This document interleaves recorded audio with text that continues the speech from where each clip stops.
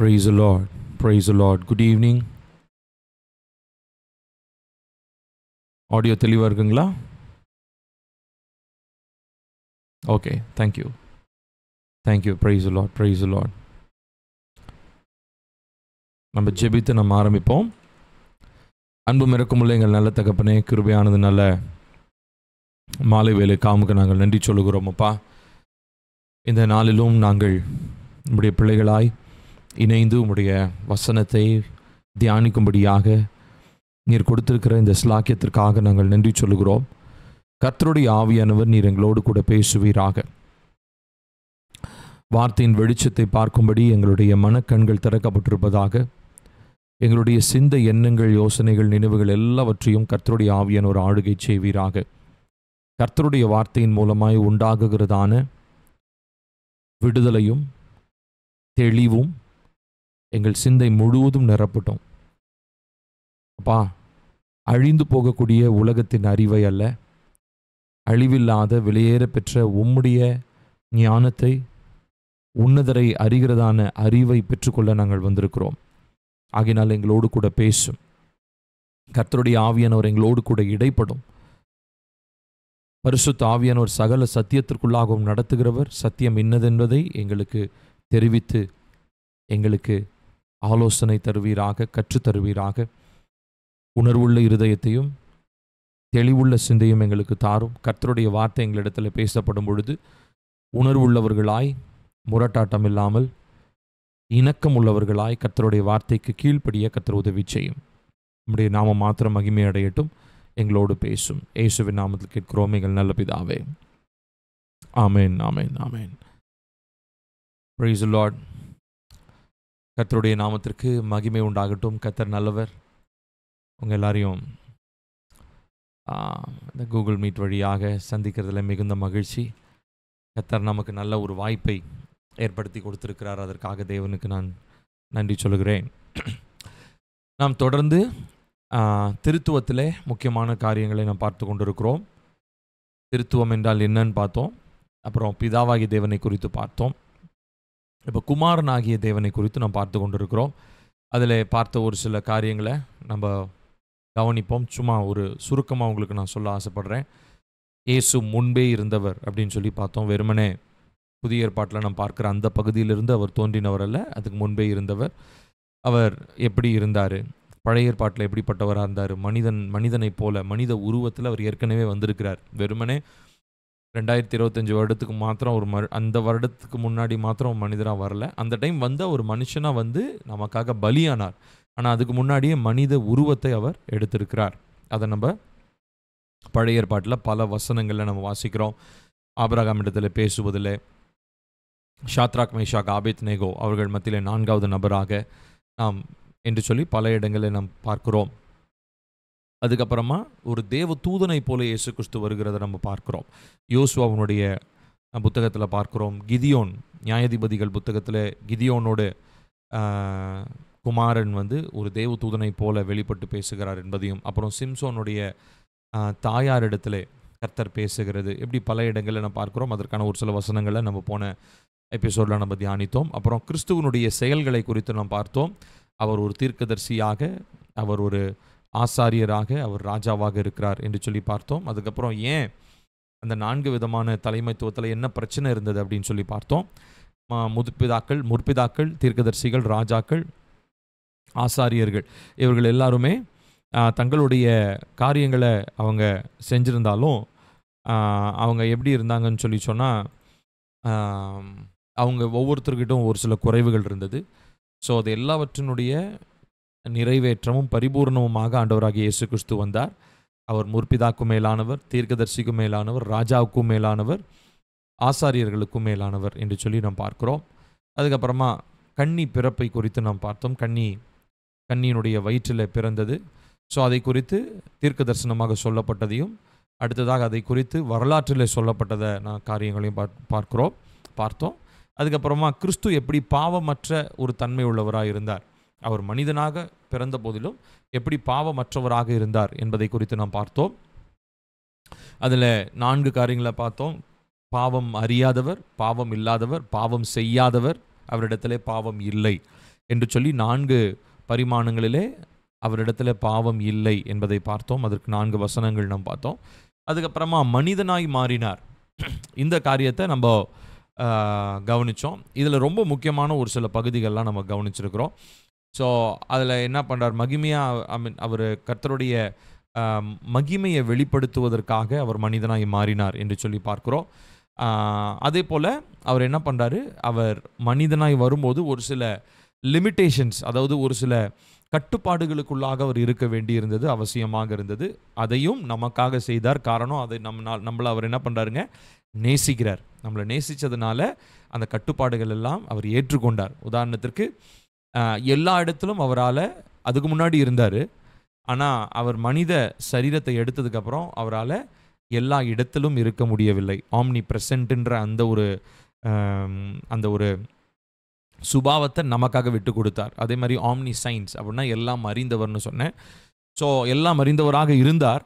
ஆனால் மனிதன் ஆனதுக்கப்புறம் எல்லாம் அறிந்தவர்னு அந்த தன்மை அவருக்கு பொருந்தாது. அதே மாதிரி ஆம்னி பொட்டன்ஸ், எல்லாம் வல்லவராக அவர் இருந்தார்.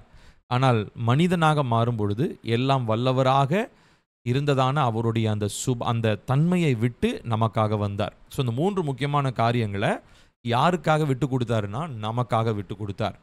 மனிதனாக மாறும் பொழுது இந்த 3 தன்மைகள் இருக்காது. மனுஷனுடைய சாயலில் வரும்பொழுது, மாம்ச ரூபம் எடுக்கும்போது. ஸோ அதற்காக என்ன பண்ணுறார் அப்படின்னு சொன்னால் அந்த 3 காரியங்களையும் அவர் விட்டு கொடுத்து நமக்காக வருகிறார். அதுதான் நம்ம பிலிப்பியர் 2வது அதிகாரம் 5-11 நம்ம வாசித்தோம். பிதாவோடு இருக்கிறதை கொள்ளையாடின பொருளாக எண்ணாமல்.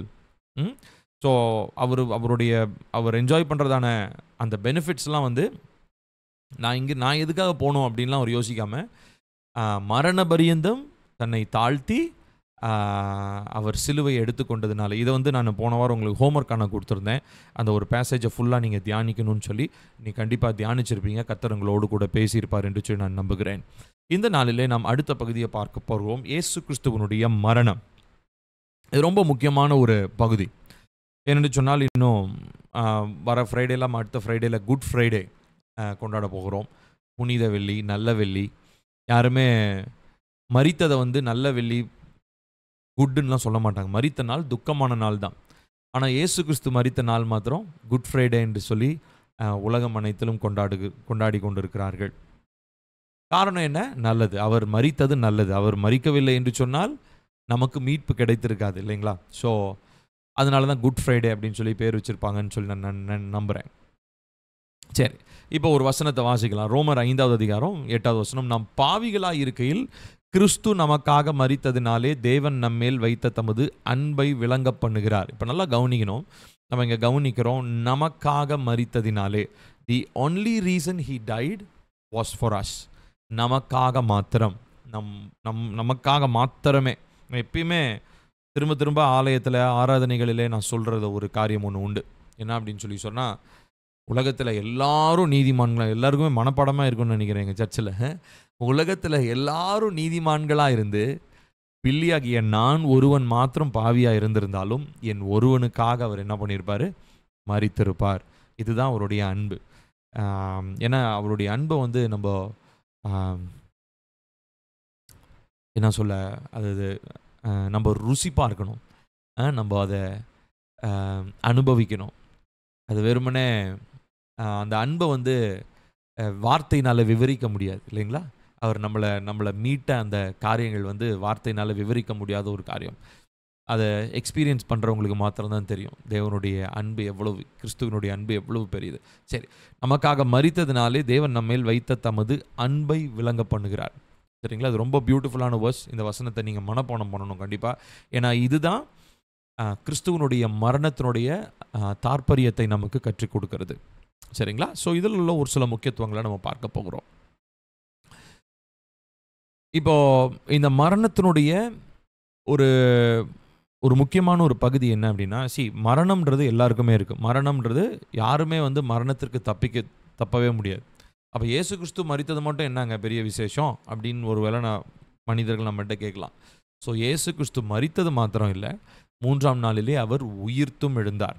ஸோ இன்ஃபேக்ட் கிறிஸ்தவர்களாகிய நம்போ, தேவ பிள்ளைகளாகிய நம்போ விமர்சையாக ஒரு பண்டிகை கொண்டாடணும்னா அது உண்மையாலுமே சொன்ன போனால் உயிர்த்தெழுதல் பண்டிகை தான். ஏன்னா பிறப்பின் பண்டிகையை எல்லாருமே கொண்டாடுவாங்க. காந்தி பிறந்தது கூட கொண்டாடுறோம். அதுக்கப்புறம் ஒவ்வொரு மகான்கள் பிறக்கிற தினத்தையும் கொண்டாடி கொண்டு தான் இருக்கிறார்கள் தேசத்தில். ஆனால் உண்மையாலுமே எதை யாராலையும் கொண்டாட முடியாது அப்படி இயேசுவை தவிரனா யாருமே உயிர்த்தெழலை.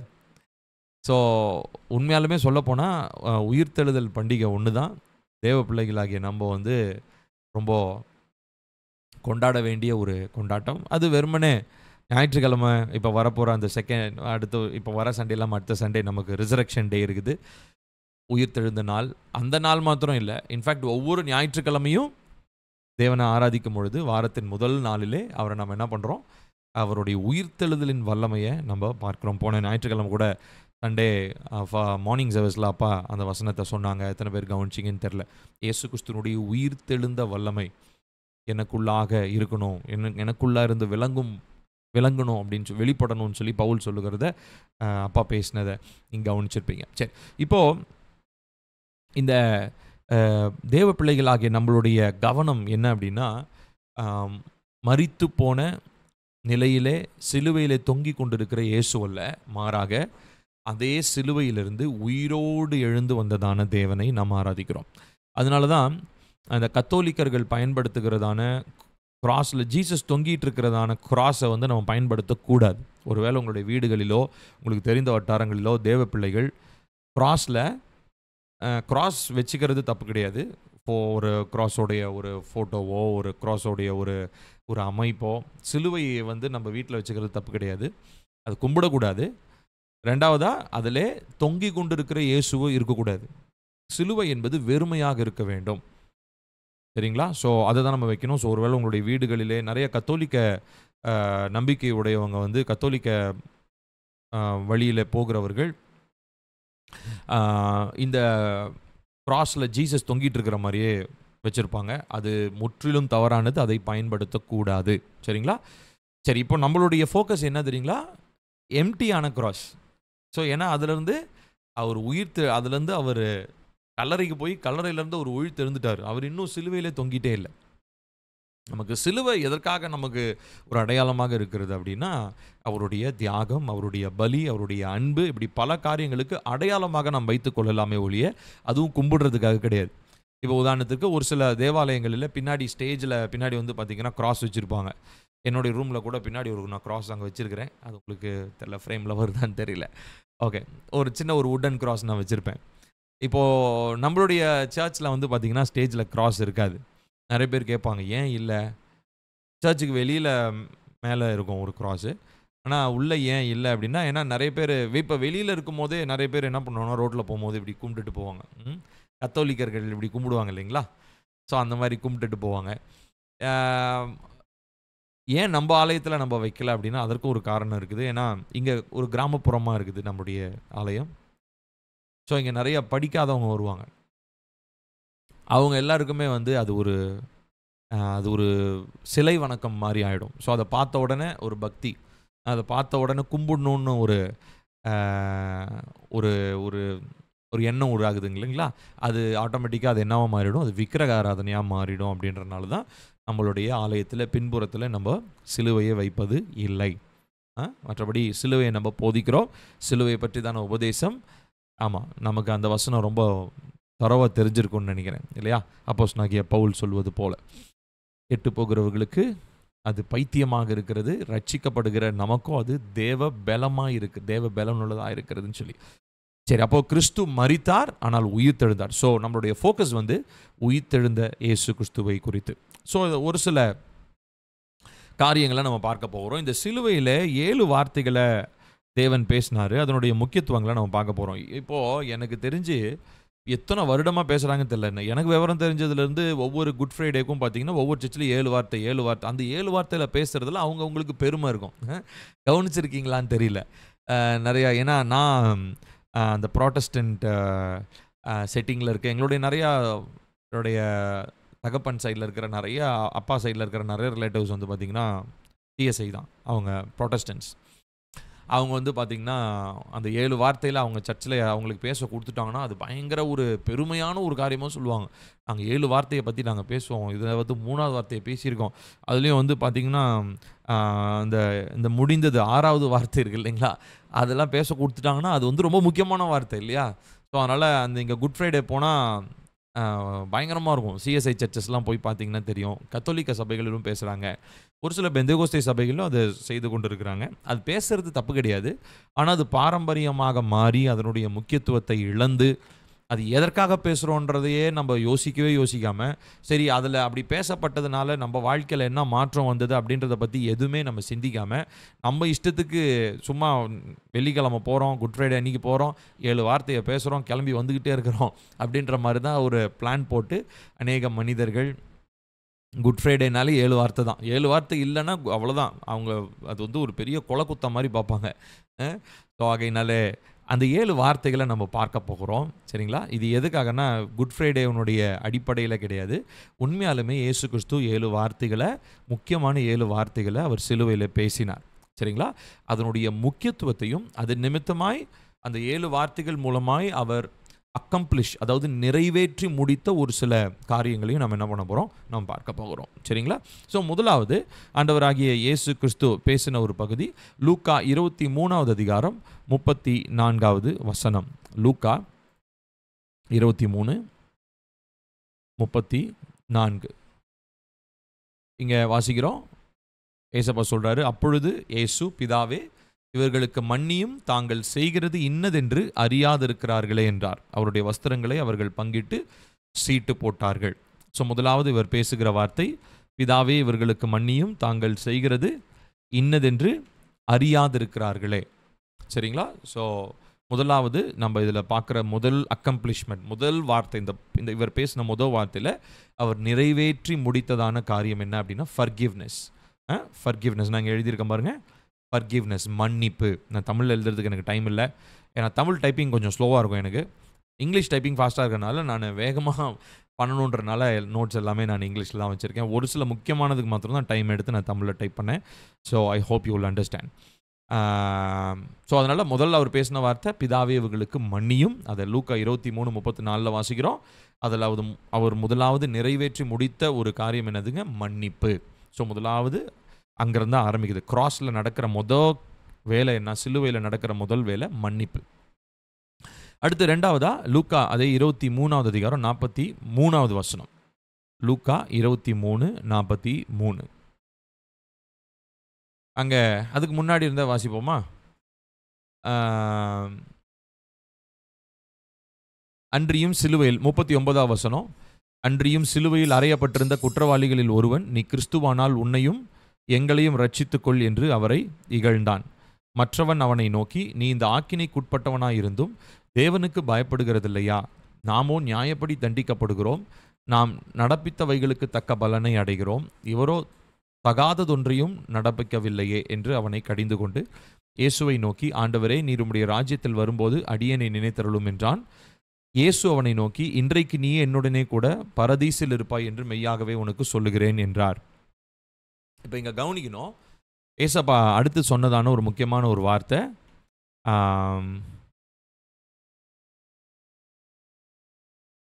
நீ இன்று என்னோடு கூட பரதீசில் இருப்பாய். இன்றைக்கு நீ என்னோட கூட பரதீசில் இருப்பாய் என்று மெய்யாகவே உனக்கு சொல்லுகிறேன். ஸோ இதில் ரெண்டாவது அவர் நிறைவேற்றி முடிக்கிறதான ஒரு காரியம் பாருங்கள், நான் போட்டிருக்கேன் அக்செப்டன்ஸ், ஏற்றுக்கொள்ளுதல். ஸோ இது எதனால அவர் நம்மளை ஏற்றுக்கொள்ளணும்? ஏன்னா முதலாவது ஆதாமும் ஏவாளும் பாவம் செய்த அந்த நாளிலே மனிதன் என்ன பண்ணப்பட்டான், புறக்கணிக்கப்பட்டான். He was forbidden from the presence of God. தேவனுடைய சமூகத்தை விட்டு, தேவனுடைய பிரசன்னத்தை விட்டு மனிதன் என்ன பண்ணப்பட்டான், புறக்கணிக்கப்பட்டான், மனிதன் வெளியேற்றப்பட்டான். நம்ம வாசிக்கிறோம், கர்த்தர் அவங்களை வெளியேற்றி, தோட்டத்தை வெளியேற்றி, தோட்டத்துக்கு வர்றதான அந்த வழி என்ன பண்ணாருங்களா, அவர் ஒரு பட்டயத்தினால வச்சு அவர் பாதுகாக்கிறாரு, உள்ளே வந்துடக்கூடாது அவங்க அப்படின்னு சொல்லி. ஏன்னா அது வந்து தேவ பிரசன்னம் நிறைஞ்சிருக்கிற இடம். அதனால் திரும்ப மனிதன் உள்ளே வந்துடக்கூடாதுன்னு சொல்லிட்டு அவங்கள வெளியேற்றிட்டார், அந்த தோட்டத்திலேருந்து அவங்கள வெளியேற்றிட்டார். ஸோ இப்போ வெளியேற்றப்பட்டவங்க பல விதத்தில் அந்த அக்செப்டன்ஸ் என்ன பண்ணணும்னு நினச்சாங்க, கிராப் பண்ணணும்னு நினச்சாங்க. பல விதங்களிலே பல விதங்களில் கர்த்தரும் அவங்கள அக்செப்ட் பண்ணணும்னு பார்த்தார். ஸோ அதுதான் வந்து நியாயப்பிரமாணம், நியாயப்பிரமாணத்தில் சொல்லப்பட்ட பலிகள். இது எல்லாமே பேசிக்காக என்ன தெரியுங்களா? தேவனோடு கூட மனிதன் இணையணும், அவன் ஏற்றுக்கொள்ளப்படணும், அவன் தேவனோடு இருக்கும்படியாக தான் மனிதன் உருவாக்கப்பட்டான். ஆனால் பாவத்தின் நிமித்தமாக அவங்க புறக்கணிக்கப்பட்டார்கள். பாவமே அவர்களை வெளியே இழுத்து சென்றது, தேவனை விட்டு பிரித்தது. ஸோ அப்போ அந்த அக்செப்டன்ஸ் இல்லாமல் இருந்தாங்க.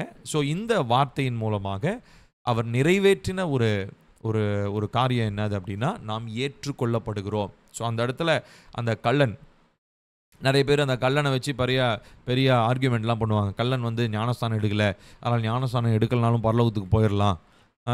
கல்லன் ஞானஸ்தானம் எடுக்காமல் தானே சிலுவையில் தொங்கிட்டு இருந்தான். ஸோ பேசிக்காக இந்த மாதிரி ஆர்கியூமெண்ட் பண்ணுறதுக்காக அந்த வசன பகுதி நமக்காக கொடுக்கப்படலை, சரிங்களா?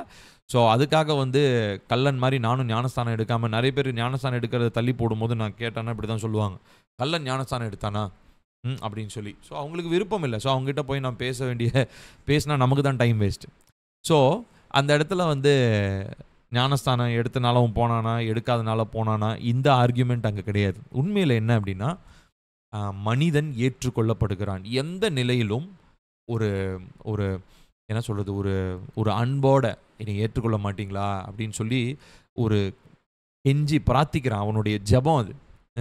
என்னை நினச்சி கொள்ளுங்க. 2 பேர் இருக்கிறானுங்க. ஒருத்தன் திமிரா பேசுகிறான், ஒருத்தன் ஏய் நீ எப்படா இப்படி பேசுகிற, அவர்கிட்ட எந்த இதுவும் இல்லை, பாருங்க அவர் எந்த ஒரு தப்பும் பண்ணல, நீயும் நானும் கூட தப்பு பண்ணிட்டு இந்த அடி உதைய வாங்குகிறோம், ஆனால் அவர் எந்த தப்பும் பண்ணல அப்படின்னு சொல்லிட்டு ஏசப்பா பற்றி சொல்கிறான். என்னை நினைவு கூறும் அப்படின்னு ஒன்று ஏசப்பா சொல்கிறாரு, இன்று என்னோடு கூட பரதீசில் இருப்பாய்.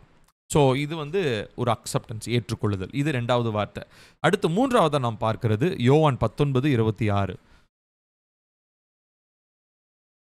யோவான் 19:26.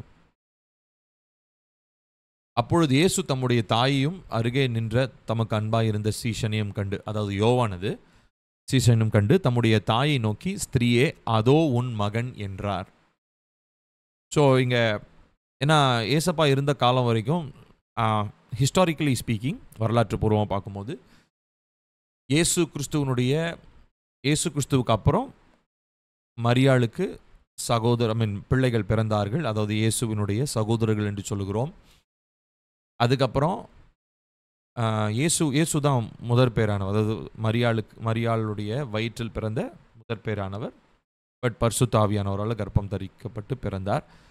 அவருடைய யங் ஏஜ்லேயே, அரௌண்ட் 25லேயே, வரலாற்று இது நம்ம பைபிளில் கிடையாது, அரௌண்ட் 25லேயே அவருடைய தகப்பனாகிய யோசேப்பு, சரிங்களா, அதாவது அவரை வழியில், அவர் உண்மையான தகப்பன் இல்லை, பயாலஜிக்கல் ஃபாதர் கிடையாது, தேவ வழியில் நடத்தினதான ஃபாதர், அதாவது மரியாளுடைய கணவர் யோசேப், அவர் இறந்து விட்டார். ஸோ அவர் இறந்ததுக்கப்புறம் இவர் தான் மூத்தவர். ஸோ இவர் தான் தாயினுடைய எல்லா காரியங்களையும் என்ன பண்ணுறாரு, பொறுப்பெடுத்து பார்க்குறாரு. இப்போ இந்த வார்த்தையை நல்லா கவனித்து பார்த்தோன்னா நமக்கு ஒரு கன்க்ளூஷன் வருது. இவர் சிலுவையில் போய் அந்த மரிக்கிற நாள் பரியந்தம் அவங்க அம்மா கண்டிப்பாக கூட இருந்திருக்கிறாங்க இல்லையா? அடுத்ததாக அவங்க அம்மாவுக்கான எல்லா தேவைகளையும் அவர் என்ன பண்ணியிருக்கிறாரு, ஆமாம், அவங்க அம்மாவை கவனிச்சிருக்கிறாரு.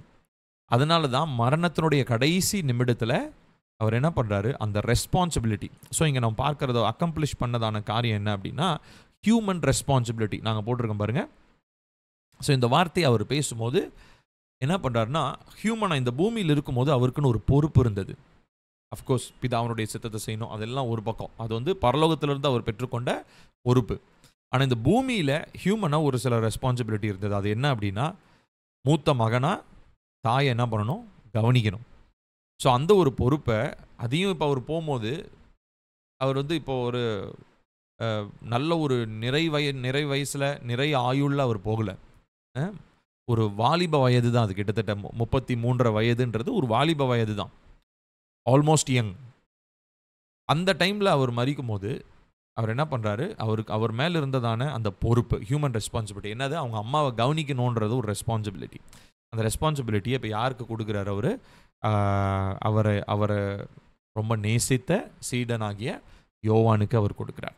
ஸோ ஹிஸ்டாரிக்கலி ஸ்பீக்கிங், வரலாற்று பூர்வமாக பார்க்கும்போது யோவானும் கடைசி வரைக்கும் எபேசு என்கிறதான பட்டணத்தில் மரியாள் கடைசி அவங்களுடைய மரண பரியந்தம் யோவான் வந்து மரியாளை முழுவதுமாக கவனித்து தாயை போல அவர் பராமரித்தார் அப்படின்றது ஒரு ஹிஸ்டாரிக்கல் ப்ரூஃப் ஒன்று இருக்குது. சரிங்களா? ஒரு புக் ஒன்று இருக்குது. மேபி அது உங்களுக்கு ஆசையாக இருந்ததுன்னா நீங்கள் வாங்கி படிக்கலாம். ஜோசிஃபஸ் என்கிறதான ஒரு ஹிஸ்டாரியன், ஒரு வரலாற்று ஆராய்ச்சியாளர். இவர் வந்து பார்த்திங்கன்னா அதாவது இந்த 1ஆம் 2ஆம் நூற்றாண்டில் இருக்கிறதான நிறையா காரியங்களை அவர் ஆராய்ந்து பார்த்ததான ஒரு மனிதன். அந்த நூற்றாண்டில் இருந்தவர் தான். அவர் எழுதினதான ஒரு புத்தகம் ஒன்று இருக்குது. நல்லா இவ்வளோ பெரிய புத்தகம் என்னுடைய அறையில் நான் வச்சுருக்கேன். இதுதான் அந்த ப்ளூ கலர் புக், ஜோசிஃபஸ். ஸோ உங்களுக்கு ஆர்வமாக இருக்கிறவங்க நீங்கள் அதை வாங்கி படிக்கலாம். ஆங்கிலத்தில் மாத்திரம்தான் இருக்குது அது. நான் இந்த மாதிரி வரலாற்று பூர்வமாக நிறையா சொல்கிறேன் பார்த்தீங்களா? இது எல்லாமே பலவிதமான பேக்ரவுண்ட்லேருந்து கலெக்ட் பண்ணி அந்த ஜோசிஃபஸ் என்கிறதான மனிதர் ஒரு புத்தகத்தை அந்த காலத்தில் தோல் சுருள் வடிவத்தில் எழுதியிருந்தது. இப்போ நம்ம எப்படி பைபிள்லாம் தோல் சுருள், அப்புறம் வந்து பேப்பிரஸ் அப்படின்ற அந்த இதெல்லாம் எழுதினாங்க இல்லைங்களா, ஏட்டில் எழுதப்பட்டது, அந்த மாதிரி ஃபார்மில் இருந்து அதுக்கப்புறம் இப்போது நம்ம நார்மல் புக்ஸுக்கு அது ரீப்ரிண்ட் ஆகி வந்திருக்குது. ஸோ ரொம்ப ஒரு விலையேற பெற்ற ஒரு கலெக்ஷன். ஆக்சுவலி அந்த புக்கு ரொம்ப காஸ்ட்லி. எனக்கு கொஞ்சம் கம்மியாக ஒரு இடத்துல கிடைச்சது, அதனால் நான் அந்த கலெக்ஷனை நான் வாங்கினேன். ஸோ அந்த வரலாற்று பூர்வமாக, அதாவது நம்மளுடைய அஃப்கோர்ஸ் கர்த்தருடைய வார்த்தை ரொம்ப முக்கியம், அதுதான் நமக்கு பிரதானமானது. ஆனால் பைபிள் டீச் பண்ணும்போது, மற்றவர்களுக்கு வசனத்தை விளக்கும் போது வரலாற்று பூர்வமான தகவல்களை நம்ம ஒழுங்காக சரியாக நம்ம கொடுக்க நம்ம பழகணும். ஸோ உங்களுக்கு அதில் ஆர்வம் இருந்தது, இன்னும் அதிகமாக அறிந்து கொள்ளணும்னா நீங்கள் கண்டிப்பாக அந்த புத்தகத்தை பற்றி நீங்கள் வாசிக்கலாம். ஒருவேளை உங்களுக்கு தேவைப்பட்டுச்சுன்னா நீங்கள் சொல்லுங்கள், நான் லிங்க் உங்களுக்கு அனுப்பிச்சி விட்றேன். சரி, இப்போ இந்த மூன்றாவதாக நான் பார்த்தது இந்த ஹியூமன் ரெஸ்பான்சிபிலிட்டி. இந்த புக்கில் தான் நான் வாசித்தேன். கடைசி வரைக்கும் யோவான் எப்படி எபேசு பட்டணத்தில் மரியாளை வைத்து பராமரித்தார் அப்படின்றத நம்ம பார்க்குறோம். அடுத்து நான்காவதாக அவர் பேசினதான வார்த்தை மத்தேயு 27:46. மத்தேயு 27:46.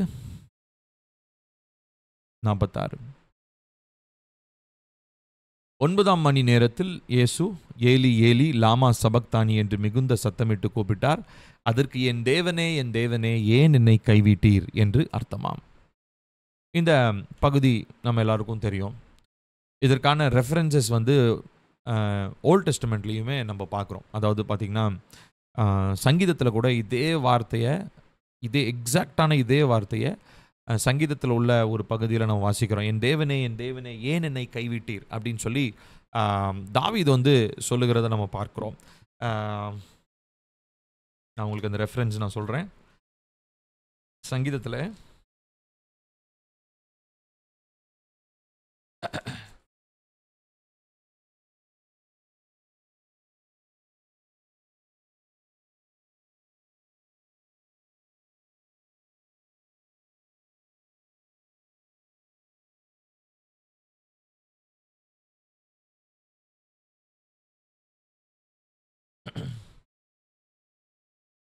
22வது அதிகாரம் 1வது வசனம். சரிங்களா? சங்கீதம் 22:1. என் தேவனே ஏன் என்னை கைவிட்டீர். பாருங்க, கடைசி நேரத்தில் அவர் மரிக்கிற டைமில் கூட அவர் வசனத்தை தான் பேசியிருக்கிறாரு. தாவீது சொன்ன அதே வார்த்தை, என் தேவனே ஏன் என்னை கைவிட்டீர். இந்த வார்த்தையை தான் இங்கே இயேசு கிறிஸ்து பேசுகிறத நம்ம பார்க்குறோம். ஸோ என்ன நடந்தது? நம்முடைய பாவத்தினுடைய ஒட்டுமொத்தமும் அவர் மேல் வந்தது. ஒட்டுமொத்த மனுக்குலத்தின் பாவமும். நான் ஏன் ஒருத்தன் இல்லை உலகத்தில், அதுக்கு அந்த டைமில் இயேசு கிறிஸ்துனுடைய காலத்தில் பிறந்தவங்க, அதுக்கப்புறம் பிறக்கிறவங்க, இனி பிறக்க போகிறவங்க, அவருடைய வருகையின் பரியந்தம் யார் யாரெல்லாம் இருக்காங்களோ அவங்க எல்லாருடைய ஒட்டுமொத்த பாவமும் என்னாச்சுங்களா அவர் மேல் வந்தது. ஸோ வந்ததுனால என்ன ஆச்சு அப்படின்னா, பாவத்தை பார்க்க மாட்டாத சுத்த கண்ணனாகிய பிதாவாகிய தேவன் என்னானாரு, ஒரு ஃப்ராக்ஷன் ஆஃப் அ செகண்ட் என்ன பண்ணாருங்க, அவருடைய முகத்தை குமாரன் பக்கத்தில் இருந்து அவர் என்ன பண்ணாருங்க, திருப்பினார். ஸோ ஒரு ஃபியூ செகண்ட்ஸ் தான் அது. ஆனால் அந்த பிரிவியை குமாரனால் என்ன பண்ண முடியலைங்களா, தாங்க முடியல. ஸோ அப்போ பிதாவானவர் எவ்வளோ அன்புள்ளவராக குமாரனை நேசிச்சிருக்கணும், குமாரன் எவ்வளோ அன்புள்ளவராக பிதாவை நமக்கு வெளிப்படுத்தியிருக்கணும் இல்லைங்களா? அந்த ஃபியூ செகண்ட்ஸ் கூட அவரால் என்ன பண்ண முடியல, பிதாவினுடைய முகத்தை தரிசிக்காமல் இருக்க முடியல. ஏன்னா ஒட்டுமொத்த பாவமும் அவர் மேலே வரும்பொழுது அவர் முகத்தை திருப்பினாருங்களாம். அந்த டைமில் இயேசு கிறிஸ்துனுடைய கதறல் தான், என் தேவனே என் தேவனே ஏன் என்னை கைவிட்டீர். So it is a separation from God. இங்கே நடந்த ஒரு காரியம் என்ன, அவர் தேவனை விட்டு அவர் பிரிக்கப்பட்டார். அவ்வளவு நெருக்கத்தோடு இருந்த குமாரன் பிதாவாகிய தேவனை விட்டு குமாரனாகிய தேவன் என்ன பண்ணப்பட்டார், பிரிக்கப்பட்டார். ஸோ இது ஒரு நிறைவேற்றமாக பார்க்கப்படுகிறது. 4வது காரியம். 5வதாக அவர் பேசின ஒரு வார்த்தை யோவான் 19:28. யோவான் 19:28. அதன் பின்பு எல்லாம் முடிந்தது என்று இயேசு கிறிஸ்து வேத வாக்கியம் நிறைவேற்றத்தக்கதாக தாகமாயிருக்கிறேன் என்றார். ஸோ இங்கே இந்த வார்த்தை தாகமாயிருக்கிறேன். ஸோ இந்த 7 வார்த்தை நான் சொன்னேன் இல்லைங்களா, இந்த சிஎஸ்ஐ சர்ச்சஸில், ப்ராட்டஸ்டன்ட் சர்ச்சஸில் பேசுவாங்க. ரொம்ப தாகமாக இருக்கிறேன், நான் உங்களுக்காக தாகமாக இருக்கிறேன், மக்கள் ஆத்துமாக்களுக்காக தாகமாக இருக்கிறேன், இப்படி இஷ்டத்துக்கு அடிச்சு விடுவாங்க. ஆனால் உண்மையாக பார்த்தீங்களா அவங்க உண்மையாக ஆத்துமா ஆதாயம் பண்ணுறானா என்ன ஒன்றுமே நமக்கு தெரியாது. ஆனால் குட் ஃப்ரைடே ஆனால் 7 வார்த்தை பேசணும். 7 வார்த்தை பேசலைன்னா கதை கந்தரகோலம் ஆகிடுவாங்க. அந்த சண்டை போடுவாங்க சில சர்ச்சஸ் எல்லாம். அதாவது ரொம்ப அந்த பாரம்பரியத்தை பின்பற்றி வர சபைகள்லாம் இருக்காங்க பார்த்தீங்களா, அவங்கெல்லாம் பார்த்தீங்கன்னா அந்த 7 வார்த்தையில் நான் சொன்ன மாதிரி அவங்களுக்கு பெருமை இருக்கும். ஒரு சில வார்த்தையில் அப்படியே பயங்கரமாக ரெஃபரன்ஸ்லாம் எடுத்து அதுக்காக தாகமாக இருக்கிறேன், இதற்காக தாகமாக இருக்கிறேன், இயேசு சொன்னார் தாகமாக இருக்கிறேன்னு பழைய ஏற்பாட்டில் இருக்கிற ரெஃபரன்ஸ்லாம் எடுத்து பேசுவாங்க. ஆனாலும் உண்மையாலுமே அதனுடைய தாற்பயம் என்ன, இந்த 7 வார்த்தைகள் பேசுனதுனால வந்ததான நிறைவேற்றம் என்ன? ஸோ அது உண்மையாலுமே இப்போ என் லைஃப்பில் இருக்குதா அப்படின்னா கிடையவே கிடையாது. அதனால தான் நான் நேற்று கூட என்னுடைய வாட்ஸ்அப்பில் நான் ஸ்டேட்டஸ் வச்சுருந்தேன். எத்தனை பேர் என் வாட்ஸ்அப்பில் ஸ்டேட்டஸ் பார்க்குறவங்க நீங்கள் கவனிச்சிங்கன்னு தெரில. நான் ஒரு மனிதருடைய செய்தியெல்லாம் நான் அடிக்கடி கேட்பேன். மைக் சிக்னோரலின்னு சொல்லிட்டு ஒரு தேவ மனிதன், அவருடைய ஒரு வாசகத்தில் அவர் வைத்திருந்தார். இன்றைக்கி கிறிஸ்தவர்களுக்கு, அதாவது தேவ பிள்ளைகளுக்கு எதிரானவங்க இருளின் ராஜ்யமோ நாத்திகர்களோ வேறு மதத்தை சார்ந்தவங்களோ கிடையாது. கிறிஸ்தவர்களுக்கு விரோதியாக இருக்கிறவர்கள் கிறிஸ்தவர்களே. எப்படிப்பட்ட கிறிஸ்தவர்கள்னா, மாயையிலும் ஏமாற்றத்திலும் பொய்யான கிறிஸ்துவ வாழ்க்கையிலும் வாழ்ந்து கொண்டிருக்கிறதான மக்கள் தான் இன்றைக்கி தேவனுடைய ராஜ்யத்துக்கு எதிரானவங்களாக இருக்கிறாங்க அப்படின்னு சொல்லி போட்டிருந்தார். அது முற்றிலும் உண்மை. இன்றைக்கி இருக்கிறதான சூழ்நிலையில் நம்ம வெளியில் போய் சுவிசேஷம்லாம் சொல்ல முடியாத அளவுக்கு நம்முடைய நிலை மாறி இருக்கிறது. ஏனென்று சொன்னால், ராஜ்யத்தில், தேவனுடைய ராஜ்யத்தில் சாட்சிகளாக இருக்க வேண்டியதான சபை மக்கள், ஊழியக்காரர்கள்லேருந்து ஆரம்பித்து சபை மக்கள் வரைக்கும் சாட்சி இழந்து போனதுனால நம்ம எல்லாருமே ஒரு பலன் இழந்த, சத்துவம் இழந்த, சாட்சி இழந்த கிறிஸ்தவர்களாக நம்ம இருக்கிறோம். உண்மையாலுமே இது எவ்வளோ வேதனையாக இருக்கும் இல்லையா? ஏசப்பாக்கு யோசிச்சு பாருங்கள். அதாவது ரட்சிக்கப்படாதவனுக்கு போய் ஒரு ரட்சிப்பை சொல்கிறது ரொம்ப கஷ்டமாக இருக்குது. இன்றைக்கி ரட்சிப்பை இந்த நாட்களில் காஸ்பல் சொல்கிறது ரொம்ப ரொம்ப கடினம். ஏன்னா அடுத்தது ஏளனமும் கேள்வியும் தான் வரும். அந்த கேள்வி உண்மையாலுமே அவள் லாஜிக்காக தான் கேட்பாங்க நம்மளை பார்த்து. நம்ம யார்ட்டையாவது போய் இயேசு நல்லவர் வாங்க இயேசு உங்களை ரட்சிக்கிறாருன்னு எங்கேயாவது போய் சொல்ல முடியுதா? இன்றைக்கி முடியவே முடியல. ஏன்னா தேவனுடைய ராஜ்யத்திற்குள்ளேயே ஊழியக்காரர்கள் என்ற பேரில், விசுவாசி என்ற பேரில் குழப்பத்தை ஏற்படுத்தி கொண்டு, ரெண்டகம் பண்ணி கொண்டு, மாயையில் இருந்து கொண்டு இருக்கிறதான மனிதர்கள் நம்ம பார்க்குறோம். ஸோ நான் எதற்காக நான் சொல்கிறேன் அப்படின்னு சொல்லி சொன்னால், இந்த மாதிரி இந்த வெறும் வசனங்களை மாத்திரம் மேலோட்டமாக படிச்சுட்டு அதாவது நிறைய நான் சொல்கிறது தேவ பிள்ளைகளை தான் நான் சொல்கிறேன். நம்ம ரொம்ப ரொம்ப ஜாக்கிரதையாக இருக்கணும் பெரியமானவர்களே. நம்ம எல்லாருமே நம்ம சர்ச்சுக்கு போகிறோம், தேவனுடைய வார்த்தையை வாசிக்கிறோம், நம்மளுடைய ஜெப வாழ்க்கை நல்லா இருக்குது, பைபிள் வாசிக்கிறோம், எல்லாம் ஓகே தான். ஆனால் மாயையில் நம்ம எங்கேயாவது இருக்கிறோமான்றதை நம்ம கவனித்து பார்க்கணும். அதாவது மாய்மாலம்னா தேவனுடைய வார்த்தை ஒரு மாதிரி இருக்குது, என் வாழ்க்கை ஒரு மாதிரி இருக்குது அப்படின்றது எங்கேயாவது நம்மளுடைய வாழ்க்கையில் க்ராஸ் ஆகுதா, இந்த மாயை எங்கேயாவது இருக்குதான்னு பார்த்து அதை வேரோடு பிடுங்கி எரிஞ்சிடணும். இந்த நாட்களில் தேவனுடைய ராஜ்யத்துக்கு பெரிய எதிரியாக இருக்கிறதே மாய்மாலமான கிறிஸ்தவர்கள் தான். மாய்மாலமான ஊழியக்காரர்களும் மாய்மாலமான கிறிஸ்தவர்களும் தான். ஸோ அதனால் நம்ம ரொம்ப ரொம்ப ஜாக்கிரதையாக இருக்கணும். நான் ஏன் உங்கள்கிட்ட இதை நான் சொல்கிறேன் அப்படின்னா, இந்த 7 வார்த்தைன்னொன்னே நம்ம எல்லாருக்குமே குட் ஃப்ரைடே ஞாபகம் வரும். குட் ஃப்ரைடே பேசப்படுகிறதான இந்த முக்கியமான வார்த்தை. ஆனால் அங்கே பேசுகிறவங்க யார் உண்மையாலுமே இதை தங்களுடைய வாழ்க்கையில் நடைமுறைப்படுத்துகிறாங்கன்னு பார்த்தா யாருமே கிடையாது. வேதனையான ஒரு விஷயம். அதனால நம்ம இதை பண்ணணும், இந்த மாதிரி சடங்காக மாறுது பார்த்தீங்களா? அதாவது குட் ஃப்ரைடே ஆனால் இப்படி பண்ணணும், குட் ஃப்ரைடே ஆனால் அந்த 7 வார்த்தையை பேசணும், அந்த 7 வார்த்தையில் இந்த வார்த்தையில் ரொம்ப முக்கியமானது, அந்த வார்த்தை முக்கியம். சரி, இத்தனை வார்த்தை பேசுறியா, உன் வாழ்க்கையில் என்ன, உன் வாழ்க்கையில் நடைமுறையில் நீ உண்மையாலுமே அந்த தெய்வீக சுபாவத்தை, பரிசுத்தத்தை, மற்றவங்களுக்கு முன்பதான ஒரு சாட்சியுள்ள ஒரு வாழ்க்கையை நீ வாழ்றியா என்கிறது தான் கேள்வி. ஸோ ஆகையினால இந்த 7 வார்த்தையை நம்ம பேசுறது முக்கியம் இல்லை, ஆனால் சாட்சி இல்லைன்னா தயவு செஞ்சு பேசவே கூடாது. அமைதலாக இருக்கணும். சாட்சியை ஃபஸ்ட்டு நம்ம உருவாக்கணும். நம்ம இருக்கிற இடத்துல சாட்சியை கட்டி எழுப்பணும். நம்ம ஃபஸ்ட்டு நம்ம குடும்பத்தில் நம்ம சாட்சியை நம்ம வெளிப்படுத்தணும். ஸோ அடுத்து நம்ம சுற்று வட்டாரத்தில் சாட்சி உள்ளவங்களாக இருக்கணும், சபையில் சாட்சி உள்ளவங்களாக இருக்கணும். இந்த சாட்சி நம்ம இழந்து போயிட்டோம்னு சொன்னால் நம்ம என்ன தான் பைபிள் படித்தாலும், பரிசுத்தமாக இருந்தாலும், பரிசுத்தமாக இருக்கிற மாதிரி இருந்தாலும், ஜெபம் பண்ணாலும், சர்ச்சுக்கு போனாலும், பைபிள் ஸ்டடி வந்தாலும் எதுலேயும் எந்த பிரயோஜனமும் கிடையாது. பைபிள் காலேஜ் படித்தாலும் சரி, எந்த பிரயோஜனமும் கிடையாது. ஸோ நான் எதுக்காக சொல்கிறேன் அப்படின்னா, நம்ம இந்த human responsibility, separation from God, இதை இயேசு கிறிஸ்து சிலுவையில் பேசின இந்த வார்த்தைகள் எல்லாம் நீங்கள் கொஞ்சம் கொஞ்சமாக தியானிக்க அது எந்த அளவுக்கு இயேசப்பா நம்மளை நேசிக்கிறார் அப்படின்றதையும், அடுத்ததாக எந்த அளவுக்கு அது நமக்குள்ள ஒரு மாற்றத்தை ஏற்படுத்தி இருக்க வேண்டும் என்பதையும் நம்ம ஆராய்ந்து பார்க்கணும். இது சும்மா நான் வெறுமனே குட் ஃப்ரைடேக்கு பேசுகிற ஒரு காரியம் அல்ல, உண்மையாலுமே நாம் ஆராய்ந்து பார்க்க வேண்டிய ஒரு காரியம். ஸோ இந்த இடத்துல அந்த தாகமாக இருக்கிறேன் அப்படின்னு அவர் சொன்னது அவருடைய பாடுகள். யோசிச்சு பாருங்க. ஏன்னா அது திரும்ப ஹிஸ்டாரிக்கலி வரலாற்று பூர்வமாக பார்க்கும்போது அவர் கடைசியாக எப்போ சாப்பிட்றாரு தெரியுமா? அவர் அந்த பந்தி, அந்த கடைசி பந்தி சீஷர்களோட சாப்பிட்டார் இல்லைங்களா, அதுதான் ஒரு கடைசியாக சாப்பிட்டதோ குடித்ததோ. அதுக்கப்புறம் கெத்செமனே தோட்டம், அது நைட் டைமு, அதுக்கப்புறம் நைட்டு ஃபுல்லாக, அதுக்கப்புறம் பகல் ஃபுல்லாக. யாராவது தண்ணி கொடுத்தாங்களா? தண்ணியே கிடையாது. ஃபுல் பாடி டீஹைட்ரேட் ஆகிடுச்சு. அவருக்கு சரீரத்தில் தண்ணீர் செத்து போயிடுச்சு. முந்தன் நாள் அவர் அரவுண்டு ஆஃப்டர்நூன் மாதிரி வச்சுக்கோங்களேன். அரவுண்ட் ஆஃப்டர்நூன், எக்ஸாக்டான டைம் கிடையாது நமக்கு, அரவுண்ட் ஆஃப்டர்நூன் அந்த டைமில் சீஷர்களோட ஒரு பந்தி இருக்கிறார். அதுக்கப்புறம் கெத்செமனே தோட்டத்துக்கு அதுக்கப்புறம் பார்த்தீங்கன்னா அவர் நின்று இங்கே ரெஸ்ட் எடுத்த மாதிரியோ தண்ணி குடிச்ச மாதிரியோ அந்த மாதிரி எந்த ரெஃபரன்ஸுமே நமக்கு கிடையாது. அப்போ கிட்டத்தட்ட மோர் தென் 24 hours அவருடைய பாடி என்ன ஆகிடுச்சு? டீஹைட்ரேட் ஆகிடுச்சு. தண்ணியே இல்லை அவருக்கு.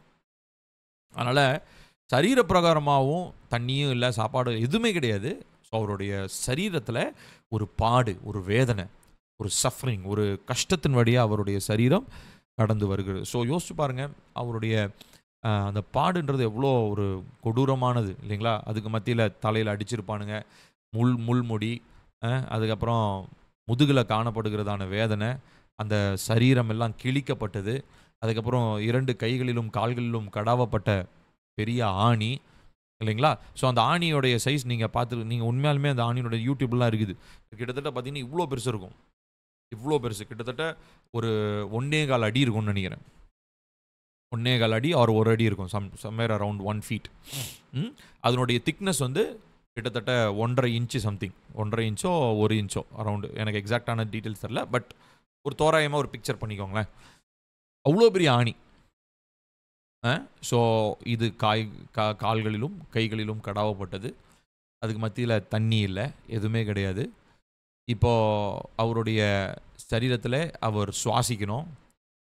ஸோ எவ்வளோ ஒரு வேதனை யோசிச்சு பாருங்கள். உண்மையாலுமே ப்ரூட்டல் மர்டர் அப்படின்னா இயேசு கிறிஸ்துனுடைய ஒரு கொடூரமான ஒரு மரணம் அப்படின்னா இயேசு கிறிஸ்துனுடைய ஒரு மரணம் தான். ஸோ அது உண்மையாலுமே ஒரு பாடுகள்.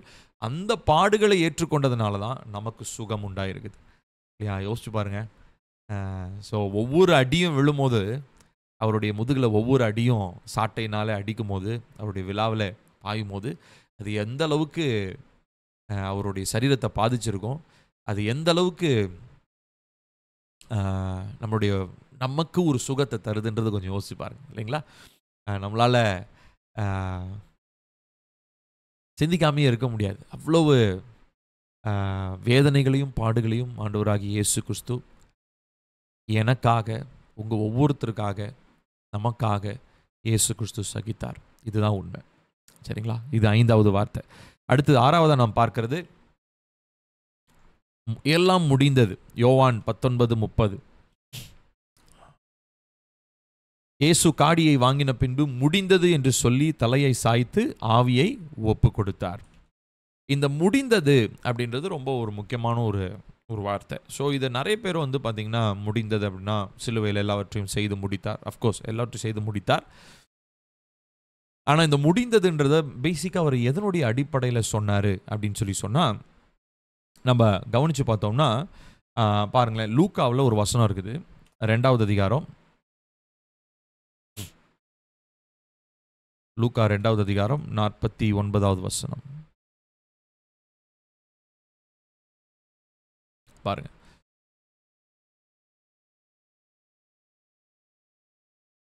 சரி, இங்க இயேசு கிறிஸ்து ஒரு சிறு பிராயத்தில் தேவாலயத்துக்கு வந்துட்டு அம்மா அப்பா வந்து கூட்டிகிட்டு போகும்போது அவர் தேவாலயத்தில் இருந்துடுறாரு.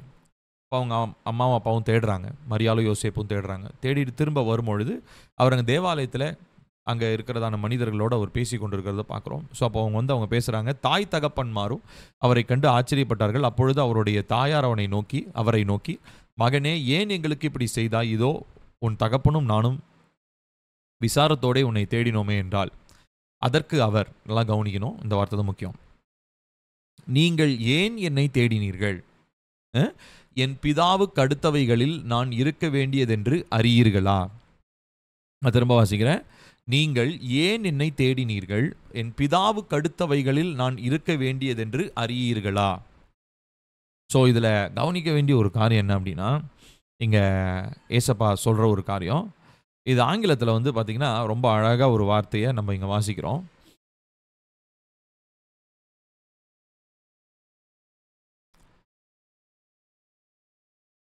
கவனிங்களேன். And he said to them, why did you seek me? அதை ஏன் என்னை தேடுறீங்க? Did you not know that I must be about my father's business? அப்படின்னா என்னுடைய தகப்பனுடைய வேலைக்கு அடுத்த என்னுடைய தகப்பனுடைய காரியமாய் அவர் என்னை அனுப்பின காரியத்துக்கு, அதாவது காரியமாக நான் வேலை செய்ய வேண்டியது என்னுடைய வேலைன்னு உங்களுக்கு தெரியாதா? உங்களுக்கு புரியுதா? ஸோ இங்கே என்ன பண்ணுறாருன்னா, அவர் 30 வயசில் அவர் ஊழியத்துக்கு வர்றார் இல்லையா, பட் அதுக்கு முன்னாடியே அவர் எதை பற்றி ரொம்ப கான்சியஸாக இருந்தார்னா, பிதாவினுடைய சித்தம். அதுதான் இங்கே நம்ம என்ன பார்க்குறோன்னா, அந்த வார்த்தை பிஸ்னஸ்னால் நம்ம இந்த வணிகம், அந்த பிஸ்னஸ் கிடையாது. தகப்பன் என்னை எதற்காக அனுப்பினாரோ தகப்பனுடைய வேலை, அதுதான் இங்கே நம்ம சொல்ல வரோம். சரிங்களா? About my fathers business. So இந்த வார்த்தையை நீங்கள் கவனிச்சு பார்க்கணும். ஓகே, ஸோ இங்கே கவனிச்சு பாருங்க, என் பிதாவுக்கு அடுத்தவைகளில். ஸோ இப்போ அவர் முடிந்தது அப்படின்னு சொன்ன வார்த்தை என்னத்தை முடிச்சாரு? பிதாவுக்கு அடுத்தவைகளில் என்னென்ன பொறுப்பு அவருக்கு கொடுக்கப்பட்டதோ அதை என்ன பண்ணாருங்களாம், அவர் நிறைவேற்றி முடித்தார்.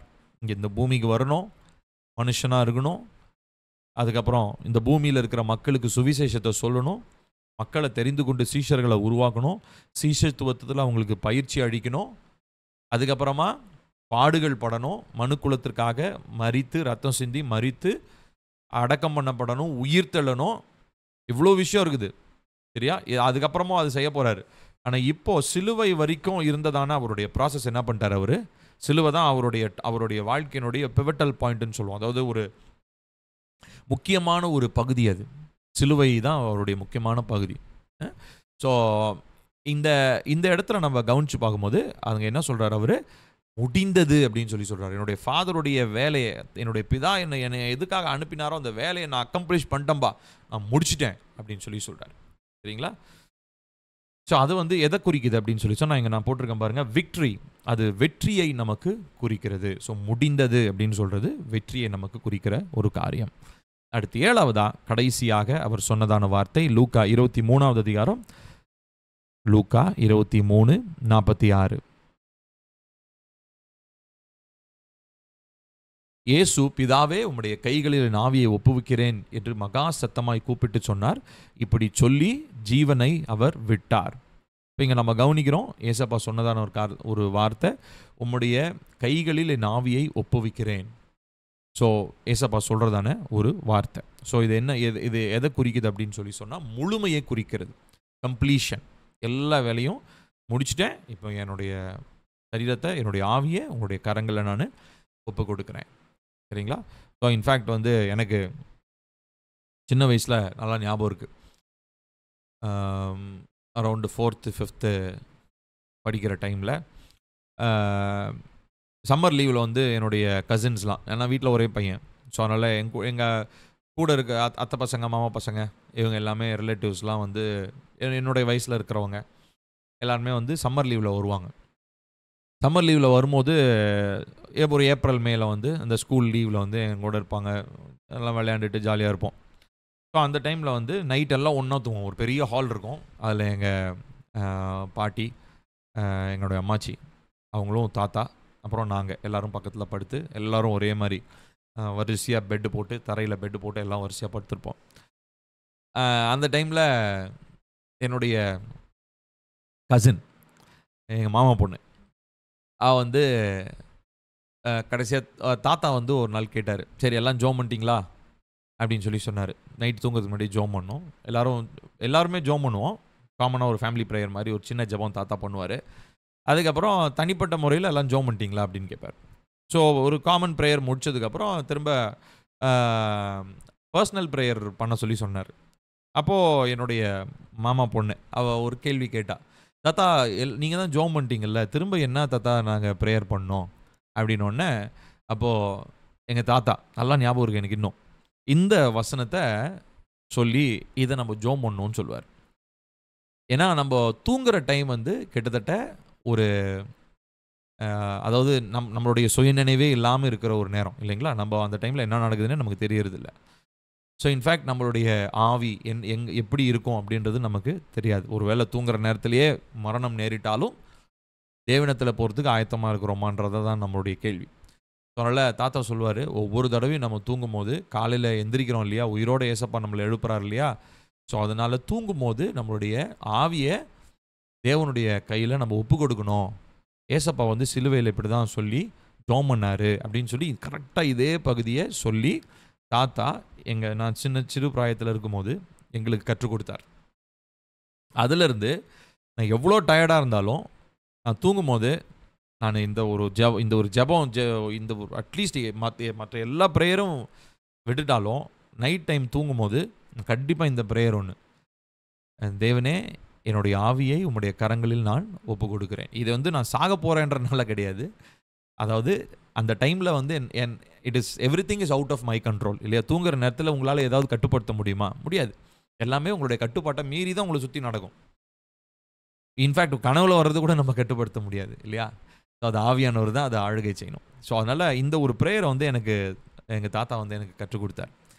ஸோ அதனால் நானும் உங்களுக்கு இந்த நாளில் ஒரு ஆலோசனையை சொல்கிறேன். நைட் டைமில் ஜோம் பண்ணும்போது உங்கள் தனிப்பட்ட ஜெபத்தில் சொல்லுங்கள், என்னுடைய ஆவியை உங்களுடைய கரங்களில் நான் என்ன பண்ணுறேன், ஒப்பு கொடுக்குறேன். அது ரொம்ப ஒரு பியூட்டிஃபுல்லான ஒரு ப்ரேயர்.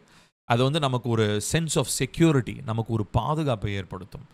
நம்முடைய தேவனுடைய கரங்களில் நம்ம இருக்கிறோம். தூங்கும் போது நம்ம கர்த்தருடைய கரத்தில் தான் நம்ம தூங்குகிறோம். தேவனுடைய கரத்துக்குள்ளாக அவர் நம்மளை வச்சிருக்கிறாரு. ஸோ இரவு நேரத்தில் எந்த தீமையோ மரண காரியங்களோ ஆபத்தோ விபத்தோ விக்கனங்களோ நாசமோசங்களோ நம்மளை என்ன பண்ண முடியாதுங்க, அணுக முடியாது. ஸோ அந்த நைட் நேரத்தில் அந்த ஜெபம் எனக்கு சிறு பிராயத்திலிருந்து இன்ன வரைக்கும் எனக்கு அந்த ஜெபம் மறக்கவே இல்லை. நீங்களும் அதை ஜெபிக்கலாம். ஸோ 7 காரியங்கள். ஸோ முதலாவது அவர் பேசின முதல் வார்த்தை பிதாவை அவர்களுக்கு மன்னியும் என்று சொன்னது. 2வதா நீ இன்றைக்கு என்னோடு கூட பரதேசில் இருப்பாய். அடுத்து 3வதா ஹியூமன் ரெஸ்பான்சிபிலிட்டி, யோவான் இடத்துல பார்த்து சொல்லுகிறார், இதோ உன் மகன், இதோ உன் தாய் அப்படின்னு சொல்லி. 4வதாக பிதா தேவனே ஏன் என்னை கைவிட்டீர், என் தேவனே என் தேவனே ஏன் என்னை கைவிட்டீர். 5வதாக தாகமாக இருக்கிறேன். 6வதாக எல்லாம் முடிந்தது, அதாவது தகப்பனுடைய வேலையாக என்னென்னலாம் செய்யணும்னு பூமிக்கு வந்தாரோ அதெல்லாம் செய்து முடித்தார்.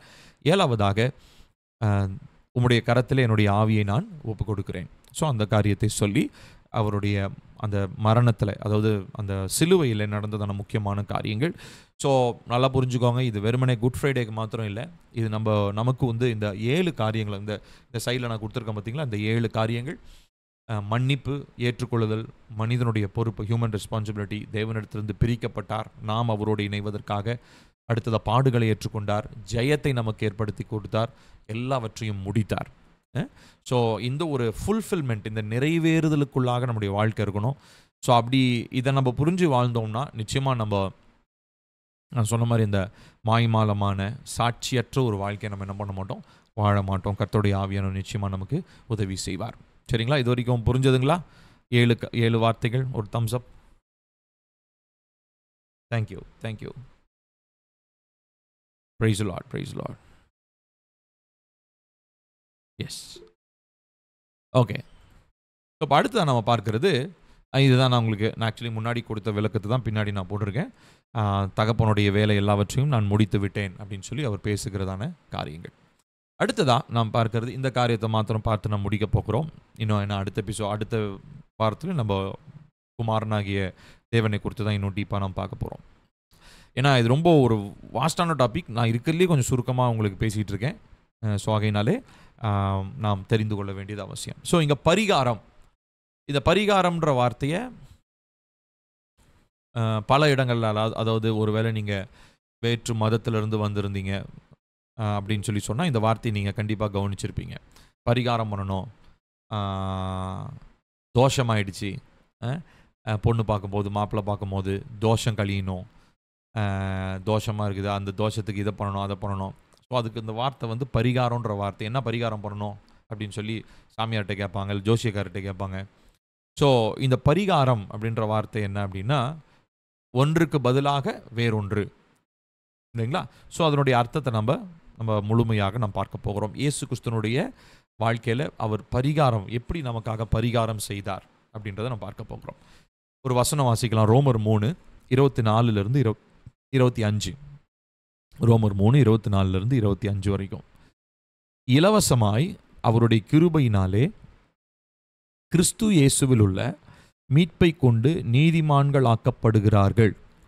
தேவன் பொறுமையாயிருந்த முற்காலத்தில் நடந்த பாவங்களை தாம் பொறுத்து கொண்டதை குறித்து தம்முடைய நீதியை காண்பிக்கும் பொருட்டாகவும் தாம் நீதியுள்ளவரும் இயேசுவினிடத்தில் விசுவாசமாயிருக்கிறவனை நீதிமான் ஆக்குகிறவருமாய் விளங்கும்படி இக்காலத்திலே தமது நீதியை காண்பிக்கும் பொருட்டாகவும் கிறிஸ்து இயேசுவினுடைய இரத்தத்தை பற்றும் விசுவாசத்தினாலே பலிக்கும் கிருபாதார பலியாக அவரையே ஏற்படுத்தினார். ஒரு பெரிய வசனம். இதை நம்ம பிரேக் டவுன் பண்ணி நம்ம பார்க்க போகிறோம். சரிங்களா? ஸோ இப்போ நான் ரெட்டில் ஹைலைட் பண்ணியிருக்கிற வார்த்தைகளை மாத்திரம் நம்ம பார்க்கலாம். முதலாவது பார்க்குறோம், இலவசமாய் அவருடைய கிருபையினாலே கிறிஸ்து இயேசுவில் உள்ள மீட்பை கொண்டு நீதிமான்கள் ஆக்கப்படுகிறார்கள். ஸோ முதலாவது மீட்புன்றது சிலுவையில் நம்ம ஏற்கனவே பார்த்தோம். கிறிஸ்துவனுடைய மரணத்தை பற்றி பார்த்தோம். மரணத்தினால் உண்டானதான மீட்பு, ரிடம்ஷன், மீட்கப்படுதல், பாவத்திலிருந்து சாபத்திலிருந்து நித்திய ஆக்கினிலிருந்து மீட்கப்படுதல், நீதிமான். ஸோ நீதிமான் ஆகிட்டோம். ஸோ ஃபஸ்ட்டு பார்ட் முடியுது. அடுத்ததா, தேவன் பொறுமையாக இருந்த முற்காலத்தில் நடந்த பாவங்களை தாம் பொறுத்து கொண்டதை குறித்து தம்முடைய நீதியை காண்பிக்கும் பொருட்டாக. ஸோ நீதிமானாக்கப்பட்டிருக்கிறோன்னு வாசிக்கிறோம். இப்போ அடுத்ததா அவருடைய நீதி, த ரைச்சஸ்னஸ் ஆஃப் காட், கிறிஸ்துவனுடைய நீதி. ஏன்னா அவர் தான் நீதி உள்ள, நம்மகிட்ட நீதி கிடையாது. அவருடைய நீதி நம்மகிட்ட வருதுங்களாம். அடுத்ததா, தாம் நீதி உள்ளவரும் இயேசுவினிடத்தில் விசுவாசமாய் இருக்கிறவனை நீதிமான் ஆக்குகிறவருமாய் விளங்கும்படி. ஸோ அன்ரைச்சஸ்னஸ்ல இருந்தோம், அநீதி உள்ளவங்களா இருந்தோம். அவருடைய மீட்பினால நீதிமானாக்கப்படுறோம். எந்த நீதிங்களாம்? இயேசுவின் மூலமாய் வெளிப்படுத்தப்பட்ட நீதி. இப்போ எப்படி அது நமக்கு உண்டாகுதுங்களா? அவரை விசுவாசிக்கிறவன், இயேசுவை விசுவாசிக்கிறவர்கள், நீங்கள் நான் இயேசுவன் விசுவாசிக்கிறவங்களுக்கு நீதிமானாக்குகிறவராய் விளங்கும்படி இக்காலத்திலே தமது நீதியை காண்பிக்கும் பொருட்டாகவும் கிறிஸ்து இயேசுவனுடைய இரத்தத்தை பற்றும் விசுவாசத்தினாலே. ஸோ இப்போ என்ன நடக்குது? அடுத்து இந்த நீதியை இந்த காலத்தில் வெளிப்படுத்துறதுக்கு கிறிஸ்து இயேசுவனுடைய இரத்தத்தை பற்றும் விசுவாசத்தினாலே. இப்போ அடுத்த ஃபெய்த்தினுடைய அடுத்த ஃபேக்டர். ஸோ முதல் ஃபேக்டர், ஃபெய்த்துக்குடைய முதல் காரணம் அவருடைய நீதி. அடுத்தது விசுவாசத்துக்கான அடுத்த காரணி, அந்த ஃபேக்டர் என்ன அப்படின்னு சொல்லி பார்த்தீங்கன்னா, இயேசுவனுடைய இரத்தத்தை பற்றும் விசுவாசம். முதலாவது இயேசு கிறிஸ்துவனுடைய நீதியை பற்றும் விசுவாசம்.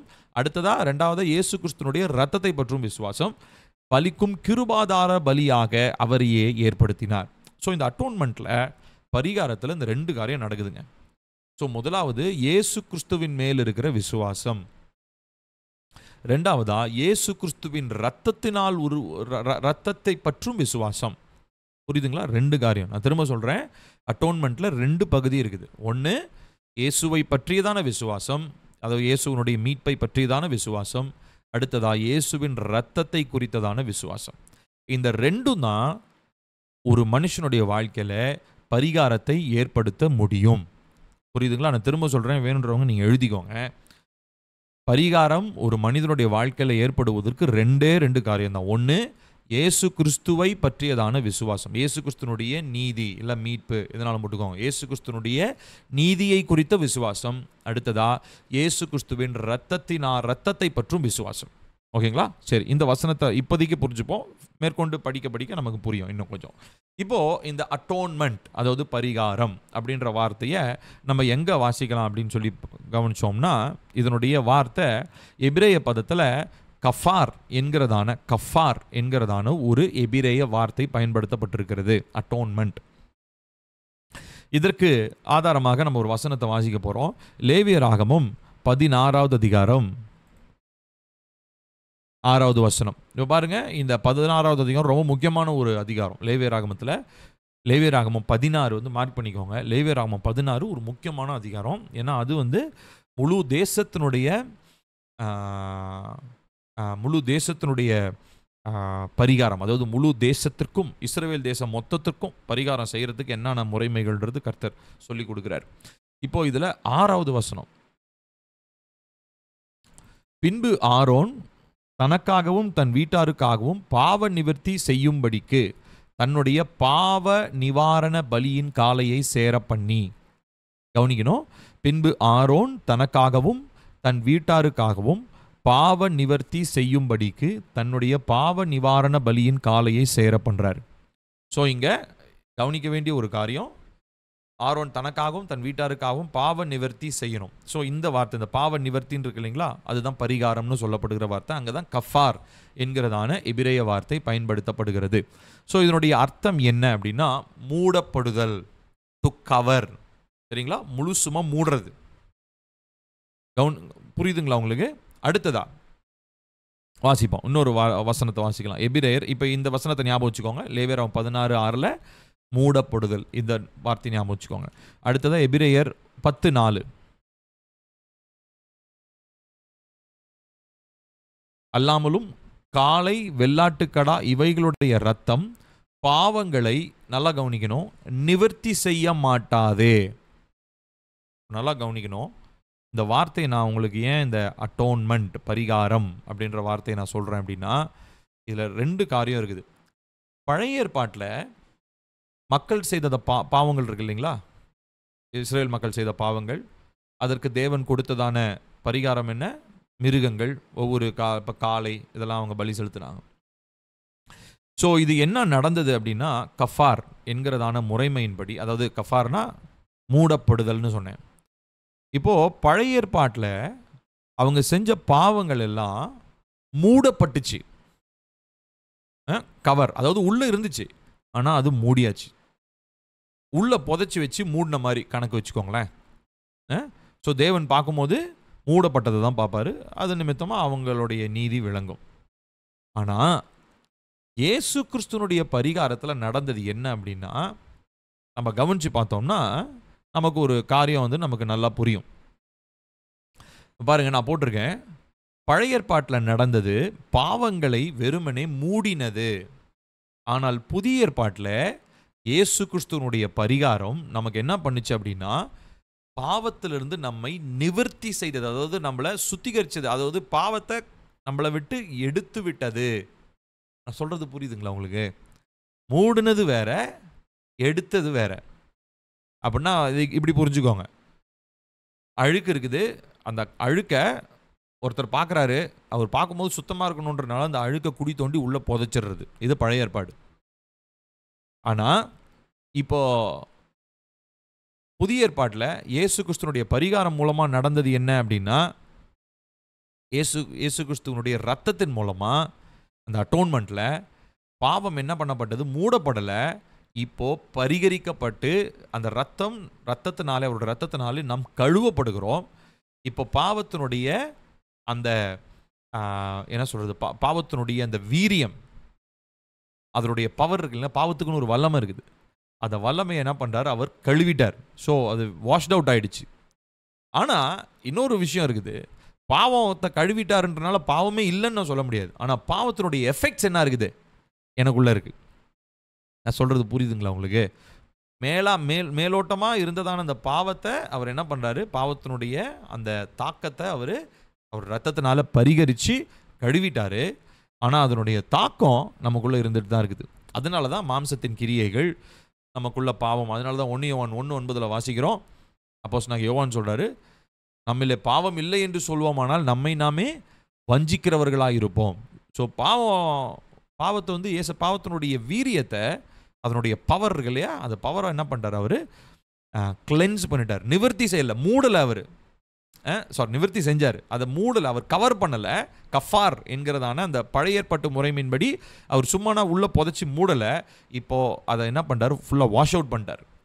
ஆனால் அதன் மூலமாக எனக்குள்ள ஏற்பட்டிருக்கிற மாற்றங்களே, மாம்சத்தின் கிரியைகள், என்னுடைய டிஎன்ஏல இருக்கிறதான அந்த அசுத்தங்கள், பாவங்கள், அது எல்லாவற்றையும் கிளென்ஸ் பண்ண வேண்டியது யாரோட வேலை? என்னுடைய வேலை. அந்த ஒரு பர்சனல் ரெஸ்பான்சிபிலிட்டி இருக்கணுன்றதுக்காக தான் 1 யோவான் 1:9 யோவான் அப்போஸ்தலனாகிய யோவான் சொல்கிறாரு, நம்மளே பாவம் இல்லை என்று சொல்வோமானால் நம்மை வஞ்சிக்கிறவர்களாக இருப்போம். ஆனால் அடுத்து சொல்கிறாரு, பாவங்களை அறிக்கை செய்து நம்ம இது பண்ணும்போது நம்மளை மன்னிக்கிறதுக்கு அவர் உண்மை உள்ளவராக இருக்கிறாரு அப்படின்னு சொல்லி அவர் சொல்கிறத நம்ம பார்க்குறோம். புரியுதுங்களா? ஸோ கவனிக்கணும், நான் தான் போட்டிருக்கிறேன். பழைய ஏற்பாட்டில் பாவம் அட்டோன்மெண்ட் அப்படின்றது, அந்த பரிகாரம்ன்றது, கஃபார்ன்றது வெறும் மூடினதை குறிக்கிறது. ஆனால் புதிய ஏற்பாட்டில் பாவத்திலிருந்து கழுவப்பட்டதை குறிக்கிறது. பாவத்தினுடைய டிஃபைல்மெண்ட், பாவம் நம்மை எவ்விதமாக நம்மளை தாக்குச்சோ, எவ்விதமாக நம்மளை அசுத்தப்படுத்துனுச்சோ, அதனுடைய அசுத்தத்திலிருந்து நாம் விடுதலையாக்கப்பட்டிருக்கிறோம். சரிங்களா? ஸோ இதில் 4 காரியங்களை நம்ம பார்க்குறோம். ஏற்கனவே மாற்றுப்பொருள் என்கிறதான இயேசு நமக்கான மாற்று என்கிறதான தலைப்பில் நான் சர்ச்சில் நான் பேசியிருக்கேன். இயேசு கிறிஸ்துவை குறித்து தான் வருஷம் இந்த வருஷ தொடக்கத்துலேருந்து பேசிகிட்டு இருக்கேன் ஒவ்வொரு சண்டேவும். ஸோ அதில் 2 சண்டே மட்டும் பேசியிருக்க மாட்டேன், மற்றபடி எல்லா சண்டேலையும் நான் அதை பேசியிருக்கேன். அதில் இயேசு மாற்று, இயேசு நம்முடைய மீட்கும் பொருள் என்று பல தலைப்புகளில் நான் பேசியிருக்கேன். தயவு செஞ்சு அந்த மெசேஜஸ்லாம் நீங்கள் கேளுங்க, நம்ம யூடியூப்பில் அது இருக்குது. சரி, இப்போது இந்த அட்டோன்மெண்ட்டில் 4 காரியங்கள் இருக்குது. ஸோ முதலாவது இதில் மாற்றுன்னா என்னது? எனக்கு பதிலாக அவர், அது நடந்துச்சு. அடுத்ததாக மீட்கும் பொருளாக, என்னை மீட்பதற்கு பதிலாக அவர் வந்தார். மூன்றாவதாக ப்ரொபிஷியேஷன், இல்லை ப்ரொபிட்டியேஷன் சொல்லுவாங்க, ப்ரொபிஷியேஷன் சொல்லுவாங்க. அப்படின்னா என்னென்னா, பிதாவுடைய கோபாக்கினையை சாந்தப்படுத்துதல். என்னுடைய பாவத்தின் நிமித்தமாக தேவனுக்கு என்ன இருக்குதுங்க? சம கோபம் என் மேலே, அவருடைய உக்கிர கோபம் என் மேலே இருக்குது. ஏன்னா அவருடைய சாயலாக படைக்கப்பட்ட நான் பாவத்தை சுமந்துக்கிட்டு, பாவத்தை செஞ்சுக்கிட்டு, அக்கிரமத்தில் உழன்று கொண்டு இருக்கிறேன். ஸோ அவருடைய கோபத்தை கிறிஸ்துவனுடைய பரிகாரம் என்ன பண்ணுதுங்க? இயேசு கிறிஸ்துவனுடைய பரிகாரம் சாந்தப்படுத்துது, அவர் சமாதானப்படுத்துகிறாரு, அந்த கோபம் தணிந்து போகிறது. சரிங்களா? 4வதாக ஒப்புரவாகுதல், ரெக்கன்சிலியேஷன் அப்படின்னு சொல்கிறோம். ஒப்புரவாகுதல் 4 காரியங்களை எழுதிக்கோங்க, தயவு செஞ்சு எழுதுங்க. இயேசு கிறிஸ்துவனுடைய பரிகாரத்தில் நடக்கும் 4 காரியங்கள்.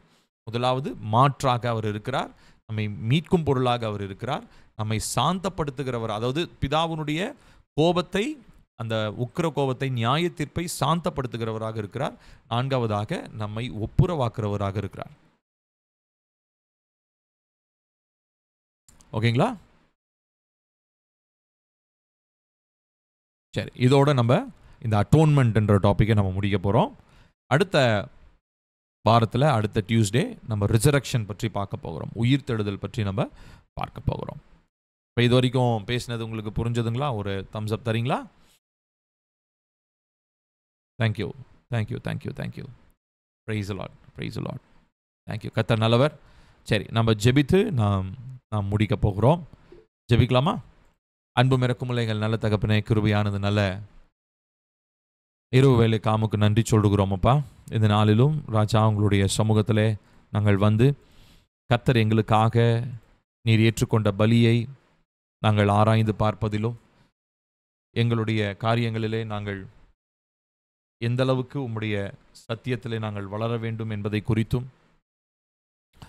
அப்பா, நாங்கள் உம்முடைய தியாகத்தை நினைவு கூர்ந்து, உம்முடைய பலியை நினைவு கூர்ந்து, உண்மையுள்ள ஒரு வாழ்க்கை வாழ்வதற்காகவும் அழைக்கப்பட்டோம் என்பதையும் நாங்கள் இந்த நாளில் உணர்றோம்ப்பா. உங்களுடைய அன்பு தான் இது எல்லாவற்றுக்கும் அடிப்படையாக இருக்குது. ஏசப்பானுடைய அன்பு தான் இது எல்லாவற்றுக்கும் காரணமாக இருக்கிறது. ஆகையினாலே இந்த நாளிலே நாங்கள் தியானித்ததின்படி, இயேசு கிறிஸ்து எங்களுக்காக சிலுவையிலே நீர் பட்ட பாடுகள், ஏற்றுக்கொண்ட காயங்கள் இதெல்லாவற்றையும் நினைவு கூர்ந்தவர்களாய், உம்முடைய அன்பினாலே கட்டப்பட்டவர்களாய், இந்த நாளிலே எங்களை சுற்றி நாங்கள் பார்க்கிறோம். மாய்மாலமான ஏமாற்றுகிறதான தேவனுடைய நாமத்தை தரித்த இந்த மக்களுக்கு மத்தியிலே உண்மை உள்ளவங்களா, சாட்சி உள்ள ஒரு வாழ்க்கை வாழ, முதலாவது எங்கள் குடும்பத்தில், எங்கள் வீட்டில், எங்களுடைய சபையில், எங்களுடைய அக்கம் பக்கத்தில், எங்களுக்கு சுற்று வட்டாரத்தில் சாட்சியுள்ள ஒரு உண்மை உள்ள ஒரு ஜீவியம் ஜீவிக்க, வாழ்க்கை வாழ கர்த்தர் எங்களுக்கு உதவி செய்யும். எங்களோடு கூட நீர் பேசி கொண்டிருக்கிற எல்லா வார்த்தைகளுக்காக, ஆலோசனைகளுக்காக, ஆவியானவர் கற்றுத்தருகிற தெளிவிற்காக நன்றி சொல்லுகிறோம். எங்கள் மனக்கண்களை கர்த்தர் திறந்து இந்த வார்த்தைகளை கேட்க கர்த்தர் கிருபை செய்கிறீரே, பார்க்க கிருபை செய்கிறீரே, அதற்காக ஸ்தோத்திரம். தொடர்ந்து உம்முடைய வெளிப்பாட்டில் நடக்க, நிலைத்திருக்க, சாட்சியாயிருக்க உதவி செய்யும், பரிசுத்தப்படுத்தும். எல்லா துதிகான மகிமை உமக்கே செலுத்துகிறோம். இயேசுவின் நாமத்தில் கேட்கிறோம் எங்கள் ஜீவனுள்ள நல்ல பிதாவே. ஆமென், ஆமென், ஆமென். Praise the Lord, praise the Lord. God bless you. அடுத்த வாரம் செவ்வாய்க்கிழமை நம்ம மீட் பண்ணலாம். Thank you.